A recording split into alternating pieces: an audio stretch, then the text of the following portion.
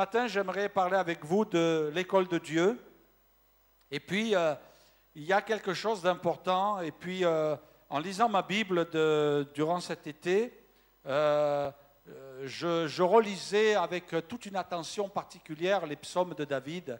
Et puis, je me suis aperçu d'une chose, c'est qu'il y a une richesse que Dieu veut nous faire connaître pour nous entraîner vers la victoire. Tout à l'heure, nous avons chanté, et c'est à juste titre que les enfants ont chanté aussi pour nous préparer, que nous sommes une armée de géants, et puis que le Seigneur nous amène à gagner, à gagner.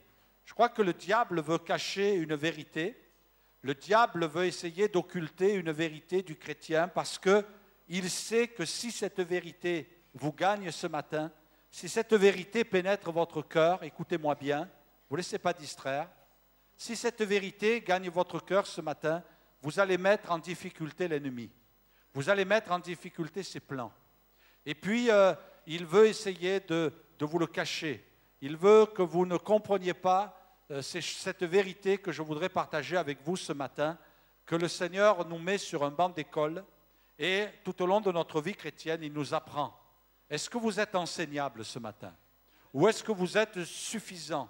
Vous pensez que finalement, vous n'avez plus besoin d'apprendre et que vous êtes arrivé et qu'il n'y a plus besoin de réfléchir sur votre vie spirituelle, auquel cas, moi je ne peux rien et le Saint-Esprit ne peut rien pour votre vie. Mais ce matin, si vous êtes quelqu'un d'enseignable, quelqu'un qui accepte de se mettre sur les bancs d'école du Seigneur et du Saint-Esprit, alors le Seigneur va vous inculquer. Vous inculquer, c'est un terme biblique, c'est un terme de la parole, de l'Ancien Testament. Il va vous inculquer des choses nouvelles.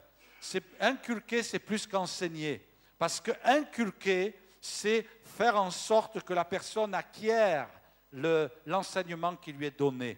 Inculquer, c'est un enseignement qui est répété, répété, répété, répété, afin que la personne ne l'oublie pas. Inculquer, le Seigneur veut nous inculquer afin qu'on n'oublie pas. Il veut nous mettre sur les bancs d'école ce matin et puis nous apprendre vraiment ce que c'est que le combat spirituel et aussi ce qu'il nous donne pour que nous soyons de bons combattants. Et ce matin, je suis convaincu dans mon cœur que si vous appliquez avec vérité ce que nous allons partager ce matin, vous allez entrer dans une autre phase du combat spirituel. Vous allez entrer dans une autre phase de vie de prière. Et vous allez voir d'autres résultats parce que votre prière sera suivie de victoire, sera suivie de délivrance. Il y aura peut-être des grands combats, il y aura des grandes luttes, mais le Seigneur va vous donner la victoire. Et bien sûr, tout ce que je vous dis là n'est que le résumé de tout ce que je vais développer maintenant avec la parole de Dieu. Aussi, je vous invite à suivre attentivement, parce que si vous suivez mon raisonnement à l'instant là, mais que vous oubliez la parole de Dieu, ça ne va produire aucun effet. Mais si ce matin, ce raisonnement a écho dans votre cœur et que la parole de Dieu vienne sceller au fond de vous cela, vous allez agir avec foi, et la foi, elle est toujours accompagnée de résultats. Il fait de nous de ceux qui apprennent le combat spirituel. Je voudrais, ce matin, nous avons les enfants parmi nous, je voudrais simplement donner une toute petite histoire qui m'est propre. Quand j'étais petit, ma maman, elle me trouvait mignon. Et puis, elle me trouvait tellement mignon parce que j'avais une particularité, peut-être ça va vous faire rire, mais j'avais les cheveux très clairs. Ma mère me disait, tu étais blond comme les blés. J'ai changé, hein. Et puis, elle voyait que j'avais de beaux cheveux qui étaient bien bouclés. Alors, vous savez quoi? Elle m'avait laissé les cheveux longs, j'avais les cheveux jusqu'aux épaules. Hein? Et puis, ça ne plaisait pas à mon père. Ça ne plaisait pas à mon père parce qu'il trouvait que les gens, quand ils me rencontraient dans la rue, disaient « Oh, la belle petite fille !» Et ça ne plaisait pas à mon père. Mon père était quand même assez macho, un petit peu sur les bords. Et puis, un jour, il a dit à ma mère « Tu l'amènes chez le coiffeur !» Et puis, je suis allé chez le coiffeur, on m'a coupé les cheveux, j'avais presque le crâne qui apparaissait.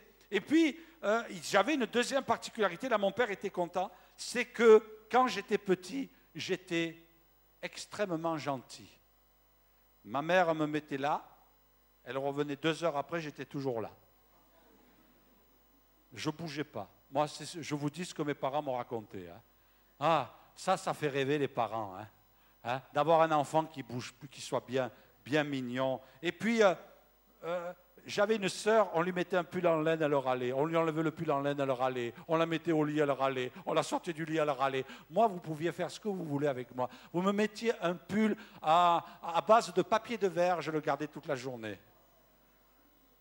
C'est ce que ma mère me disait quand j'étais petit, quand je suis devenu un petit peu plus grand.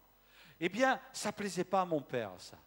Il trouvait que je n'étais pas assez réactif. Alors mon père, il a commencé à m'inscrire dans un club où on faisait du judo, où il y avait des gens virils qui se frappaient, qui se battaient, qui se mettaient à terre.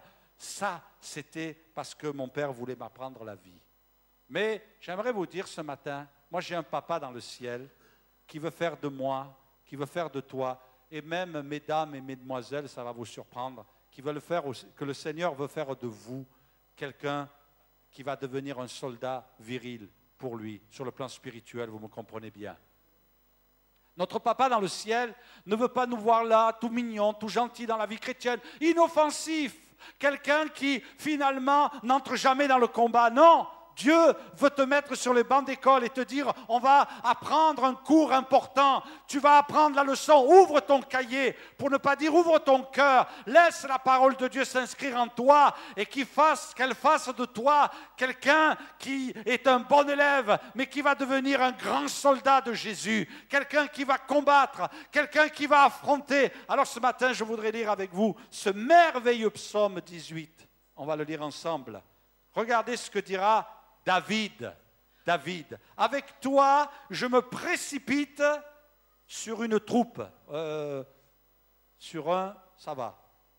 Sur deux, je ne sais pas. Mais une troupe, il faut être fou. Avec toi, mais avec toi, Seigneur, je suis capable des pires folies. Avec toi, je me précipite sur une troupe en armes. Avec mon Dieu, je franchis une muraille. Les voies de Dieu sont parfaites. La parole de l'Éternel est éprouvée. Il est un bouclier pour tous ceux qui se confient en lui. Car qui est Dieu si ce n'est l'Éternel? Qui est un rocher si ce n'est notre Dieu? C'est Dieu qui me ceint de force. Est-ce que quelqu'un peut dire Amen? Et qui me conduit dans la voie droite. Il rend mes pieds semblables à ceux de des biches, et il me place sur mes lieux élevés. Et notez bien ici, il exerce mes mains au... Amen. Il exerce, il m'enseigne, il m'instruit. Il me donne des leçons sur le combat. Et mes bras tendent l'arc. Tu me donnes le bouclier de ton salut. Ta droite me soutient. Et je deviens grand par ta bonté. Tu éloignes le chemin sous mes pas. Tu élargis le chemin sous mes pas. Et mes pieds ne chancellent point. Je poursuis. Ce n'est pas l'inverse. Je poursuis mes ennemis et je ne leur fais pas peur, je les atteins. Gloire à Dieu. Est-ce que tu atteins tes ennemis? Je ne reviens pas avant de les avoir anéantis. Je les brise et ils ne peuvent se relever. Ils tombent sous mes... Alléluia. Ils tombent sous mes pieds. Tu me ceins de force pour le combat. Tu fais plier sous moi mes adversaires. Tu fais tourner le dos à mes ennemis devant moi et j'extermine ceux qui me haïssent. Ils crient et personne pour les sauver. Ils crient à l'Éternel et il ne leur répond pas. Je les broie comme la poussière qu'emporte le vent. Je les foule comme la boue des rues. Tu me délivres des dissensions de mon peuple. Tu me mets à la tête des nations. Un peuple que je ne connaissais pas m'est asservi. Ils m'obéissent au premier ordre. Les fils de l'étranger me flattent. Les fils de l'étranger sont en défaillance. Ils tremblent hors de leur forteresse. Vive l'Éternel et béni soit mon rocher, que le Dieu de mon salut soit exalté. Le Dieu qui est mon vengeur, qui m'assujettit les peuples, qui me délivre de mes ennemis, qui m'élève au-dessus de mes adversaires. Tu me sauves de l'homme violent. C'est pourquoi je te louerai parmi les nations. Ô Éternel, je chanterai à la gloire de ton nom. Il accorde de grandes délivrances à son roi et il fait miséricorde à son oint, à David et à sa postérité pour toujours. Amen. Gloire à Dieu. Est-ce que quelqu'un ce matin pense aussi que ce passage de l'Écriture concerne le peuple de Dieu? Alléluia, il exerce mes mains au combat. Je me suis arrêté sur ce texte et j'ai médité pendant plusieurs minutes. Il exerce mes mains au combat. C'est ce qui a été le détonateur de ce thème que je veux développer avec vous durant ce mois de septembre. Ce Dieu qui me met sur les bancs d'école pour m'apprendre. J'ai besoin de me mettre à genoux devant Dieu. J'ai besoin de prier et de dire, Seigneur, apprends-moi. Il y a tellement de choses que je ne connais pas, tellement de choses que je ne sais pas. J'ai tellement besoin d'apprendre. Et le Seigneur me dit, je vais t'apprendre une chose. Et ce matin, je le dis de la part de Dieu, le Seigneur va t'apprendre une chose. Il va t'apprendre à combattre. Il va t'apprendre à te battre. Et il va t'apprendre à bien mener le combat. Parce que rien ne sert d'aller au combat si tu n'as pas subi et suivi un entraînement. Si tu n'as pas laissé la parole de Dieu pénétrer ton cœur. Souvent, nous pensons, et c'est là que nous commettons une grave et une grande erreur. Nous pensons que c'est Dieu qui va combattre pour nous. Moi, j'aimerais vous dire ce matin que c'est Dieu qui va combattre au travers de nous et ce n'est pas la même chose. Parce que même quand il est écrit « l'Éternel va combattre pour vous », eh bien, il combat au travers de nous. Amen. C'est vrai qu'il ne faut pas dissocier les deux choses. Hein, comme le dit David, « avec toi, je me précipite. Avec toi, c'est sûr que sans Dieu, je ne suis rien. Je suis vaincu, j'ai plus de force. Je suis comme Samson qui a perdu le signe de sa consécration et qui ne peut plus résister à ses adversaires. Mais avec Dieu, tant que je suis consacré, tant que je marche avec le Seigneur, eh bien, il exerce mes mains au combat. Il te prépare au combat. Et ce matin, je voudrais te dire une chose, mon frère, ma soeur, sois encouragé. Ne sois pas dans la défaite. Si tu es dans le combat, si tu es dans les difficultés, peut-être tu n'as pas réalisé une chose, c'est que le combat et la difficulté que tu traverses tous les jours de ta vie, c'est pour te préparer à de plus grands combats et à de plus grandes victoires. Alors entraîne-toi. Quand la difficulté vient devant toi, réjouis-toi, dis-toi une chose. Ah, Seigneur, cette fois-ci, on va se battre et on va remporter la victoire. Même, alors c'est un petit clin d'œil aux enfants, eh bien, même les enfants peuvent nous encourager. Les plus jeunes peuvent nous donner de bons encouragements. Regardez cet enfant qui est là pour nous donner un esprit de victoire. Tiens bon! Amen. Est-ce que ce matin vous êtes encouragés? Vous savez que dans la vie, il y a des imprévus. Et j'ai pensé à une diapositive aussi. Il y a des imprévus dans la vie. Il y a des choses qu'on ne prévient pas. Regardez la difficulté dans laquelle s'est trouvé ce gars-là. Et je crois que quelquefois, dans la vie, on peut se trouver dans cette difficulté-là. Vous voyez bien? Quand vous vous trouvez en hauteur, vous perdez les deux roues. Ça ne doit pas être facile. Dans la vie, quelquefois, il y a des imprévus. Il exerce mes mains au combat. Le mot exercer peut donner aussi naissance à un autre mot dans l'hébreu, apprendre, instruire, enseigner, donner la science. Il exerce mes mains au combat. Est-ce que Dieu exerce tes mains au combat? Moi, je crois que chacun de nous, quand nous pouvons parler de nos expériences, ceux qui ont de l'expérience dans la vie chrétienne, qui se sont trouvés dans des combats, qui se sont trouvés peut-être prisonniers de l'ennemi, mais qui sont arrivés à se libérer, on pourrait ce matin eh bien, défaire nos chemises et puis montrer nos cicatrices de guerre. Et j'aimerais te dire, mon frère, ma soeur, est-ce que tu as des cicatrices de guerre? Mais de guerre spirituelle, bien sûr, on ne les voit pas. Est-ce que tu as des cicatrices? Vous imaginez David, quand il a été choisi, il devait être beau, il devait être... Hein, la Bible dit qu'il avait un beau visage, il était beau, hein, un peu comme moi. Et puis, qu'est-ce qui s'est passé? On va plus tard dans sa vie. Moi, j'imagine que David, ayant mené des guerres, parce qu'il a mené des guerres, David, et il était vainqueur, et bien que sa beauté, elle avait peut-être un petit peu tari parce qu'il devait avoir des cicatrices. Mais ces cicatrices, elles témoignaient qu'il avait été un guerrier. Mais ces cicatrices témoignaient de ce qu'il avait été vainqueur. Est-ce qu'il y a des cicatrices dans ta vie? Oh, il y a des cicatrices, tu n'aimes pas le toucher. Hein? Ça te fait souffrir. Mais c'est parce que Dieu t'a appris le combat. Il faut que tu réalises ça ce matin. Sinon, ces cicatrices, elles vont te faire souffrir toute ta vie. Toute ta vie. Si tu ne réalises pas que ces cicatrices, elles t'ont appris quelque chose. Il exerce mes mains au combat. Il exerce mes mains au combat. Regardez ce qui est écrit dans la parole de Dieu. Dieu, c'est le prochain thème. Dieu ne mènera pas pour nous les combats que nous sommes appelés à mener nous-mêmes. Il y a des combats, Dieu ne les mènera pas. Et il y a des chrétiens qui sont dans la défaite. Ils restent dans la défaite.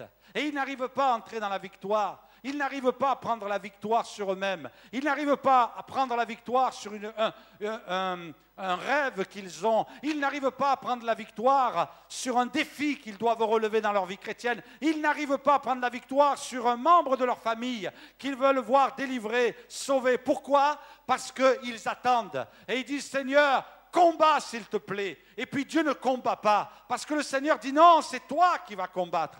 Je me suis trouvé souvent dans cette situation-là, et puis le Seigneur m'a repris. Et puis je vais vous dire une chose ce matin, j'aimerais bien vous dire que le naturel, quand on le chasse, il ne revient pas. Mais quelqu'un disait, chasser le naturel, il revient au galop. Vous connaissez cette expression? Et puis quand je prie, oh, je dis Seigneur, oh Seigneur, je te prie maintenant de manifester ta grandeur, manifester ta puissance. Et Seigneur, je te demande, Seigneur, de chasser les puissances des ténèbres, de chasser ci, de faire ça. Et puis le Saint-Esprit me reprend et me dit, mais non, non, non, ça c'est pas à Dieu. C'est à toi de dire au nom de Jésus, je chasse. Vous avez remarqué, dans le passage que nous avons lu, dans le psaume 18, et je vous invite à le méditer chez vous, David dit, avec toi, il n'oublie pas Dieu, heureusement. Dieu est en nous, il est avec nous.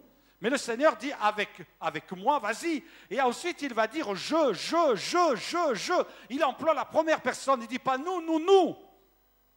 Il dit je, ou Seigneur, vas-y, allez, fais tomber mes ennemis. Seigneur, terrasse-les, mets-les en fuite. Non, il dit, je les mets en fuite. Je les chasse, je vais vaincre sur eux. Souvent il dit je, parce que souvent nous pensons que Dieu va faire ce que nous sommes appelés à faire. Si toi, tu ne prends pas la victoire en disant au nom de Jésus, je proclame la victoire sur les puissances des ténèbres. Je déclare au nom de Jésus que telle personne, elle est délivrée. Dans le nom de Jésus, bien sûr. C'est pour ça que le Seigneur dira, tout ce que vous demanderez en mon nom, je le ferai. Dieu nous exerce au combat. Dans les Chroniques, il est écrit, les fils de Ruben, les Gadites, la demi-tribu de Manassé, avaient de vaillants hommes portant le bouclier, l'épée, tirant l'arc, et exercés à la guerre.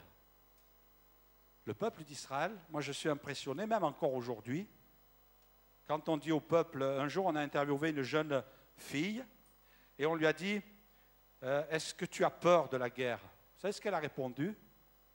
Elle a dit, et c'est actuel, ça remonte à quelques mois en arrière, elle a dit, mais monsieur le journaliste, je suis né avec la guerre, je sais que je vais mourir avec la guerre, je n'ai jamais connu autre chose que la guerre, mon peuple a toujours été en guerre. Ils étaient exercés à la guerre. Je crois que trop souvent, nous sommes devenus, permettez-moi l'expression, j'espère que je vais choquer personne, nous sommes devenus des chrétiens mignons. Le diable, quand il nous regarde dans son monde spirituel, il dit, il est tout mignon celui-là, il ne me fait pas peur. Ce chrétien-là, il est inoffensif. Dès que je lui appuie sur le nez, il se met à pleurer. Hein? Et puis, lui, il a peur. Il a peur, lui il ne veut pas le combat, parce qu'il s'est aperçu que le combat, il y avait quelquefois des difficultés, mais il n'y aura jamais de victoire s'il n'y a pas de combat. Dans ta vie, tu ne connaîtras jamais de victoire, et le diable le sait. Si tu n'entres pas en guerre, si tu n'entres pas en guerre contre le monde des ténèbres, la Bible nous dit de lutter contre les puissances des ténèbres. La Bible ne nous dit pas de lutter contre la chair et le sang, mais elle nous dit de lutter. Un chrétien est appelé à lutter. Il doit être exercé à la guerre. Regardez ce qui est écrit dans le livre des Juges. Voici les nations que l'Éternel laissa pour éprouver par elle Israël, tous ceux qui n'avaient pas connu toutes les guerres de Canaan. Il voulait seulement que les générations des enfants d'Israël connaissent et apprennent la guerre. Ceux qui ne l'avaient pas connue auparavant apprennent la guerre. Dieu nous apprend la guerre. Quand Isabelle va avoir avec les moniteurs, ils vont avoir les enfants, ils vont leur apprendre la guerre. Ça ne va pas à l'école, tu as des difficultés dans ton quartier, tu as des enfants qui te maltraitent, alors ne flanche pas, mets-toi en guerre, commence à prier, commence à compter sur la puissance de Dieu, prends autorité, alléluia, prends autorité. Même dans le livre du Cantique et des Cantiques, En ce moment, j'étudie le livre du Cantique des Cantiques. Il est beau, le livre du Cantique des Cantiques. Moi, ça fait de moi quelqu'un de poétique, de romantique. Je vais piocher dans le livre du Cantique des Cantiques pour dire des beaux mots à ma femme. Vous avez lu le livre du Cantique des Cantiques. Il est parlé dans ce merveilleux livre. Il est dit au chapitre 3, verset 8, il est dit « Tous sont armés de l'épée, sont exercés au combat.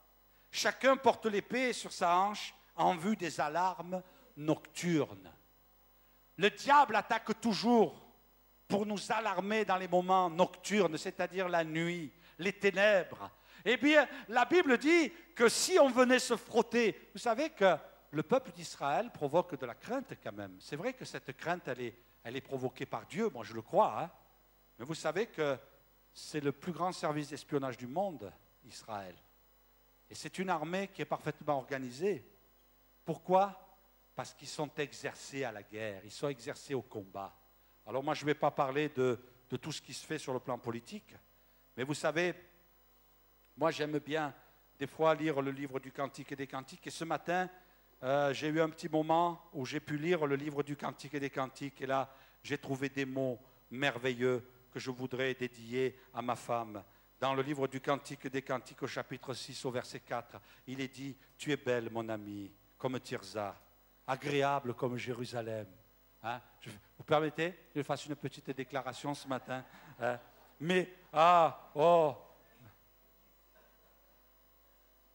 Détourne-toi, détourne de moi tes yeux, car ils me troublent. Hein? Tes cheveux sont comme des troupeaux de chèvres, hein? Suspendus au flanc de Galade. Tes dents sont comme un troupeau de brebis, ma chérie, hein? Qui remontent de l'abreuvoir. Toutes portent des jumeaux, aucune d'elles n'est stérile. Ta joue, est comme une moitié de grenade. Derrière ton voile, il y a 60 reines, 80 concubines, et des filles sans nombre. Une seule est ma colombe, ma parfaite, ma colombe. Il y a quelqu'un, il a dit ma biche, mais moi je dis ma colombe. Hein? Ma colombe, oui. Et puis, il y a des choses merveilleuses dans ce passage. Allez, je vais continuer parce que je pense que certains, vous prenez un cours là, hein, vous êtes à l'école aussi. Hein. Et puis, il est dit, tes yeux sont comme les étangs de Hesbon, hein, comme le lac de Saint-Pardoux, près de la porte de Bat Rabim. Ton nez est comme la tour du Liban. Ça peut être un petit peu bizarre aussi. Hein. Mais enfin, qui regarde du côté de Damas. Oh, ta tête est élevée comme le Carmel, et les cheveux de ta tête sont comme la pourpre. Vous voyez, elle est mignonne, hein, mon épouse. Elle est mignonne, la Sulamite dont parle le roi Salomon. Hein? Vous avez remarqué? Elle est belle, tes yeux, ton cou, ton nez, tes oreilles, tes narines, tes poils du nez. Ouais, il est très, très poétique, hein? Très poétique. Mais, et c'est là où je veux en venir ce matin, parce que ma femme aussi remarquait, eh bien, il va dire à un moment donné, eh bien, que tu es belle, mon ami, comme Tirza, agréable comme Jérusalem, mais tu es terrible comme des troupes sous leur bannière. Elle était belle, mais il ne fallait pas trop s'y frotter, hein. Comme des troupes sous leur bannière. C'est-à-dire que, bien sûr, vous m'avez compris, c'est l'image aussi de l'Église. Elle est belle, l'Église, elle est merveilleuse. Il y a des petits gens mignons, il y a des gens gentils, il y a des petits enfants, il y a des braves sœurs, des braves frères, ils sont mignons. Mais il ne faut pas s'y frotter. Parce que c'est une troupe sous sa bannière. Quand l'Église se met à prier, elle peut faire plier un pays, elle peut faire plier les grands de ce monde. Je me rappelle un pasteur d'Afrique qui me disait, nous avec les chrétiens, on a pris à cœur de faire tomber le gouvernement. Alors ce matin, je vous invite pas à ça, hein, mais on a prié parce que c'était un gouvernement anti-Dieu. Il y avait des lois ténébreuses. Alors vous savez ce qu'on fait? On allait dans le palais royal et on priait au nom de Jésus, Seigneur, tu fais tomber ce gouvernement satanique. Au nom de Jésus, tu brises ce président. Et puis, vous savez ce qui s'est passé? Eh bien, le président a été renversé et c'est un chrétien qui a pris le pouvoir. Moi, je crois que l'Église, elle est timorée par moments. Je crois que nous sommes des chrétiens trop timides. Des chrétiens, quelquefois, qui ont peur de l'ennemi. Mais Dieu nous dit, n'aie pas peur de l'ennemi. Tu vas te battre. Et réalise une chose, c'est que sur la croix, il a été vaincu. Alléluia. Et que je fais de toi un vainqueur. Alléluia. Tremble plus. Tu es beau. Parce que tu es un beau chrétien. Mais tu es terrible, comme une armée, sous la bannière. J'aimerais vous montrer une petite photo. Les enfants, vous connaissez? C'est une représentation de David qui a vaincu Goliath. Amen? Tout le peuple tremblait. Tout Israël avait peur. Le roi Saül avait peur. Tout le monde tremblait devant le géant. Et il y a un tout petit jeune là, un jeune bien mignon. D'après certains, il semblerait que c'était un adolescent. On a du mal à situer son âge. Mais certains pensent que c'était un adolescent. Quand Samuel est venu oindre le nouveau roi d'Israël, le père l'avait oublié, il était tellement petit. Il avait oublié derrière les brebis, derrière les troupeaux. Et puis, ce jeune homme, il n'était pas fou, il n'était pas arrogant, il n'était pas prétentieux. C'était un jeune homme rempli de foi, mais aussi, mes frères et sœurs, d'expérience. Et puis il a dit, mais qui c'est cet homme-là? Je ne comprends pas là. Pourquoi vous tremblez? Pourquoi vous avez peur? Et sûrement quand David, si on l'avait mis à côté, il aurait regardé le géant comme ça. Qu'est-ce que t'as toi là-haut? Tu n'es pas content? Tu veux un coup de boule? Tu veux un coup de boule? Attends, je vais prendre l'échelle, je te mets un coup de boule. Hein? Ah ouais? Hein? Franchement, il devait se sentir petit, mais la foi faisait de lui un géant. Mon frère, ma soeur, la foi fait de toi un géant. Tu es plus grand que tes problèmes. Tu es plus grand que tes défis. Tu es plus grand que les obstacles. Parce que tu as la foi. Et voyez-vous pourquoi il s'est présenté? Pourquoi il est venu devant le géant et il lui a dit, moi je vais te couper la tête, je vais te livrer aux oiseaux du ciel, ta dépouille. Hein? Et puis, pourquoi il est venu comme ça? Bien, la Bible s'explique d'elle-même. Dans 1 Samuel, chapitre 17, il est écrit que David est allé devant le roi Saül. Il dira que personne ne se décourage à cause de ce Philistin. Ton serviteur ira se battre avec lui. Moi, j'imagine que là-bas, il y a une pause. La caméra se tourne sur la tête de Saül et nous montre la tête de Saül en train de dire il est fou. Alors lui, c'est le plus fou que j'ai rencontré. Mais il continue, David. Il ne se décourage pas. Et il dira, Saül dit à David, tu ne peux pas aller te battre avec ce Philistin, car tu es un enfant. Tu es un enfant. Et il est un homme de guerre dès sa jeunesse. Le diable, il connaît le combat. Mais David dit à Saül que Dieu lui a appris la guerre. Ton serviteur faisait paître les brebis de son père. Et quand un lion ou un ours, mais qui c'est qui a envoyé des lions et des ours? C'était Dieu. David, je te prépare à vaincre Goliath. Alors je vais t'envoyer un lion. Et si tu vas vaincre, si tu vas terrasser le lion, je vais t'envoyer plus gros, un ours. Qui venait enlever une brebis du troupeau. Je courais après lui, je le frappais et j'arrachais la brebis de sa gueule. Et s'il se dressait contre moi, je le saisissais par la gorge, je le frappais et je le tuais. C'est ainsi que ton serviteur a terrassé le lion et l'ours, et il en sera du Philistin, de cet incirconcis comme de l'un d'eux. Car il a insulté l'armée du Dieu vivant. David dit encore, l'Éternel qui a délivré de la griffe du lion et de la patte de l'ours me délivrera aussi de la main de ce Philistin. Dieu lui avait appris la guerre. Sais-tu, mon frère, ma soeur, que les combats que tu as vécus jusqu'à maintenant, c'est des combats qui t'ont appris quelque chose. Nous, quelquefois, on est là, on dit, mais Seigneur, pourquoi tu m'envoies un lion? Seigneur, pourquoi tu m'envoies un ours? Pourquoi tu m'envoies des combats? Pourquoi tu m'envoies des difficultés? Mais mon fils, ma fille, c'est pour t'apprendre. Parce que bientôt, tu vas aller combattre Goliath. Et tu vas le terrasser aussi. Amen. tu vas le terrasser. Et puis David, il avait appris le combat. Et finalement, dans l'intimité de sa vie cachée, personne ne le savait, mais il avait tué des lions et il avait tué des ours. Et moi j'imagine que dans le ciel, tous les anges devaient être rassemblés et regarder le lion qui approchait de David. Et qui était là, qui disait, allez David, on a gagné, allez David. Et David prenait le lion et il le terrassait. Et je suis sûr qu'à un moment donné, Dieu a dit, ça y est, mon homme est prêt. Ça y est, tu es prêt. Il ne s'est pas révolté en disant, mais Seigneur, qu'est-ce que tu fais là? Pourquoi tu m'envoies un lion? Tu aurais pu m'envoyer un tout petit chien, un petit caniche tout petit. Là, et il s'en va. Mais Seigneur, pourquoi tu m'envoies un lion? Ça ne vous est jamais arrivé? De dire, mais Seigneur, pourquoi cette épreuve? Tu aurais pu, Seigneur, moi je te prie, je suis fidèle, je vais à l'église, te dire pourquoi? Pourquoi, Seigneur? Hein? Pas ici, hein? Mais dans d'autres églises. Il y en a au Pérou, il n'y en a pas qui prient comme ça. Hein? Pourquoi, Seigneur? Mais le Seigneur dit, je te prépare à la guerre.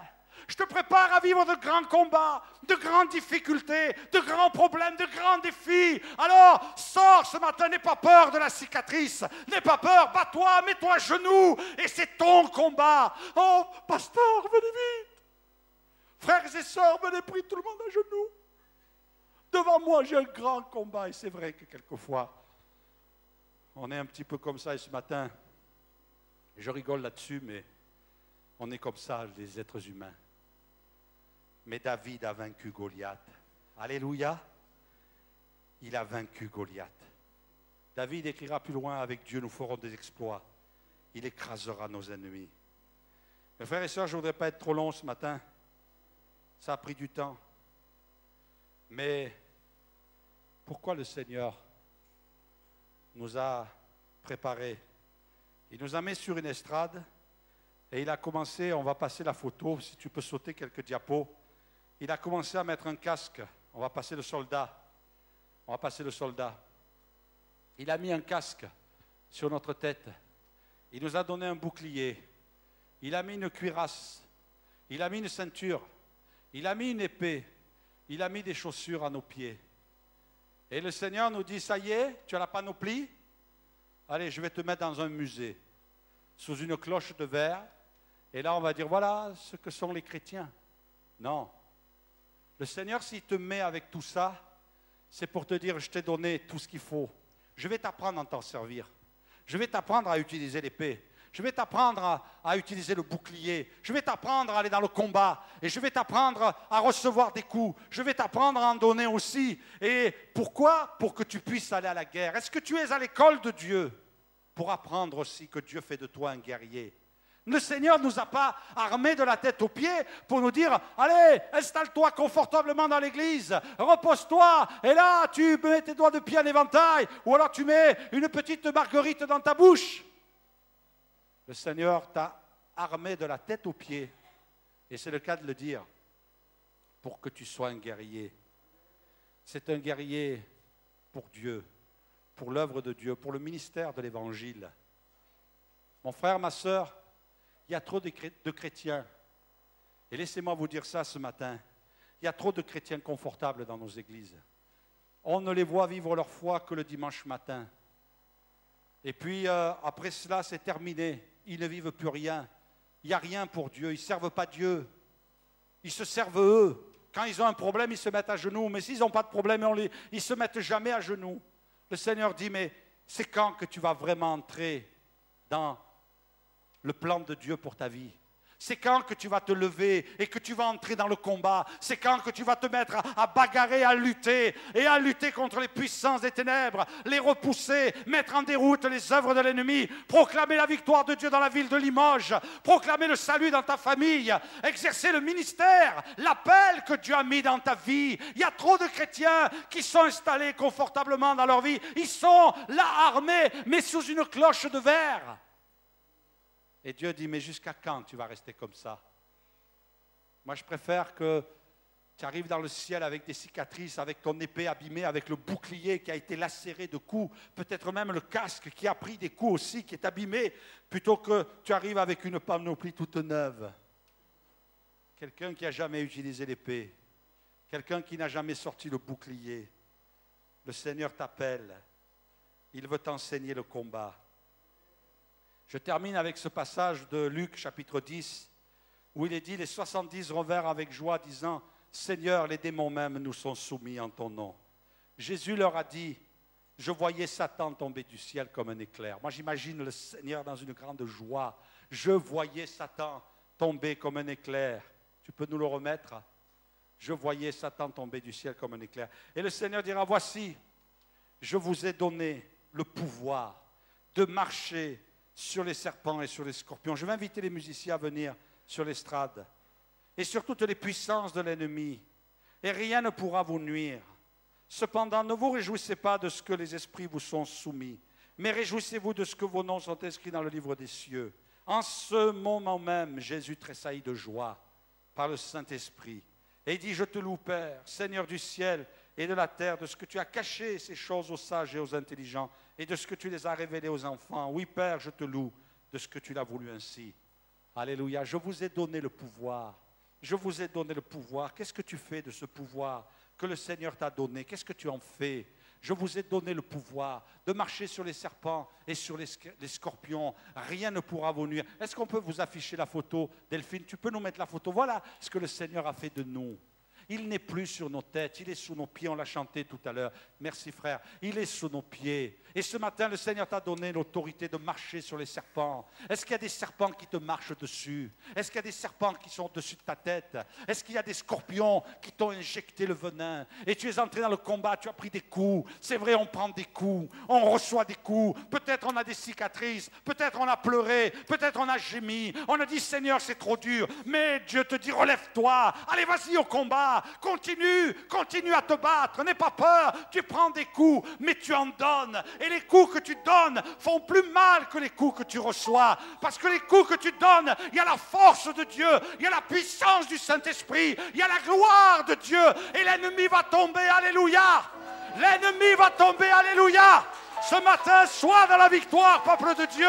Ne commence pas cette année en baissant la tête, en disant ça n'a pas marché. Oui, ça va marcher. Oui, Dieu va bénir. Oui, la gloire de Dieu va se manifester. Parce que notre Dieu est puissant.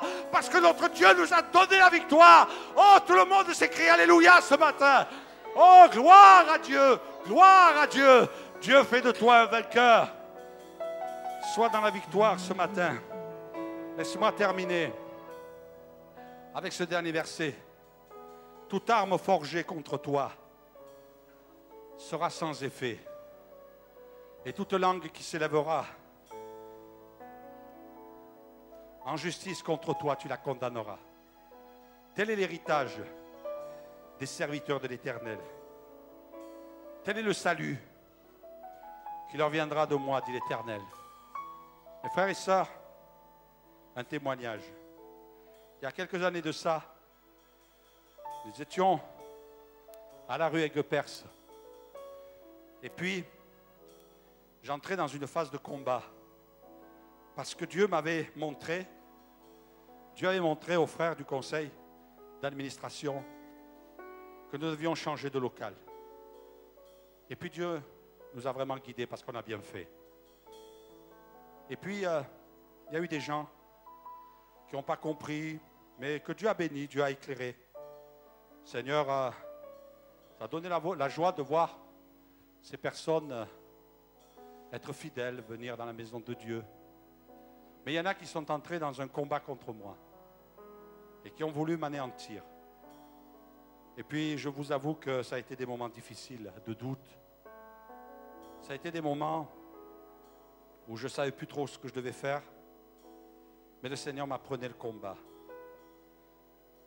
Et par un prophète, Dieu m'a dit, tu vas en connaître de plus dur de combat. Je commence doucement, mais tu vas en connaître de plus dur. Et mes frères et sœurs, j'aimerais vous dire ce matin, c'est terminé, il n'y a plus de combat, mais je sais dans mon cœur que ça va être de plus en plus dur. Parce que quand on veut obéir à Dieu, les hommes se mettent en colère contre vous.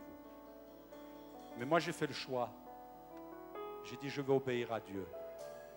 Quitte à tout laisser dans le ministère, si on me force à faire quelque chose qui n'est pas de Dieu. Mais je ne crois pas que ça arrivera, parce que Dieu dirige nos pas. Et puis, il y a quelqu'un, une petite main délicate, et peut-être que la personne est là, moi je ne sais pas qui c'était, qui a glissé dans la boîte aux lettres dès que perce ce verset. Ne crains pas, toute arme forgée contre toi sera sans effet. Et toute langue qui s'élèvera en justice contre toi, tu la condamneras. Tel est l'héritage des serviteurs de l'Éternel. Vous ne pouvez pas savoir, ce verset, je l'ai pris, je l'ai affiché dans mon bureau. Et je le lis de temps en temps. Et je dis, Seigneur, moi je veux mener les combats, même s'ils sont durs. Et aujourd'hui, je pourrais vous dire, frères et sœurs, j'ai quelques cicatrices là, quelque part. Mais ce n'est pas les cicatrices qui vont m'arrêter au combat. Et peut-être quelques-uns se sentent concernés aussi en disant, c'est vrai, moi aussi, j'ai mes combats, j'ai mes luttes. Mais ce matin, toute arme forgée contre toi est sans effet. Alléluia, déclare-le ce matin. Est-ce que tu peux le lire avec moi? Toute arme forgée contre moi est sans effet. Et toute langue qui s'élèvera en justice contre moi, je la condamnerai. Tel est l'ordre, tel est l'héritage des serviteurs de Dieu, tel est le salut qui viendra de moi, dit l'Éternel. Ce matin, sois pas, mon frère, ma soeur, je t'en supplie. À l'école de Dieu, tu apprends le combat, le vrai combat. Un combat viril, un combat de corps à corps. C'est du corps à corps contre l'ennemi. Ne cesse pas de prier, ne sois pas timoré, ne sois pas planté devant la télé, devant un journal, devant ton ordinateur des heures, mais il y a des moments où le Seigneur te dit, viens dans ma présence, viens prier, viens combattre, viens te tenir devant moi, viens mener la guerre contre l'ennemi. Ce matin, je voudrais que tu sois prêt, parce que des temps difficiles arrivent, parce que l'adversaire essaie d'attaquer notre morale, de nous saper, mais ce matin, sois dans la victoire du Seigneur. Alléluia.